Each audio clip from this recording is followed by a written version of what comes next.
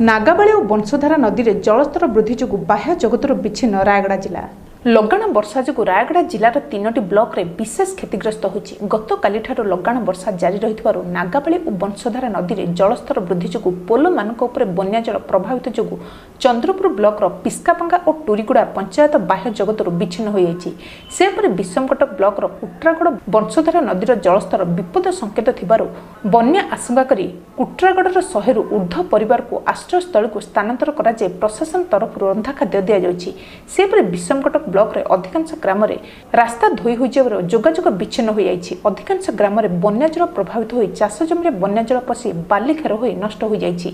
विशेषकर नियमगिरी कुल्ला पंचायत किछि ग्राम रे पानी घेर रे बंदी होई रहिचंदे डंगरिया परिवार। किछि स्थान रे घर भुसुड़ी पड़िथिबा सूचना मिलछि। 2 दिन हब विषमकटक ब्लॉक रो BDO Albert Lakra additional BDO Gulam Maqsood और सहकर्मी द्वारा राति दिन एक करी लोकमान सेवार लगी सूचना मिली। लगाण वर्षा जारी रही ग्रामवासी माने आतंकित अवस्था रही।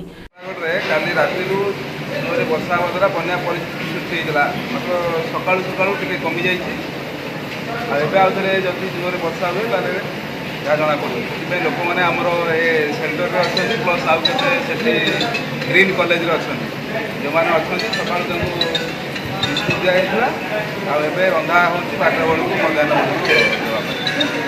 जदि प्रशासन भी सजग अच्छी जदि किसी असुविधा हुए सजग अच्छी। काली लगातार वर्षा जो बहुत नदी पा आवा जो गाँव लोग समस्त बन्यास्थली और ग्रीन कॉलेज को ये सरपंच वीडियो रास्ता आनिक स्वतंत्र रखी खाଇବା पीवा बंदोबस्त सका पाइला दिया निया कर जलखिया है मध्याह्न भोजन भी होची रोसई बासई भी चली। वर्षा एवं तक लगिक अच्छी बोलिक वीडियो छाड़ी कर जाए नाती अच्छी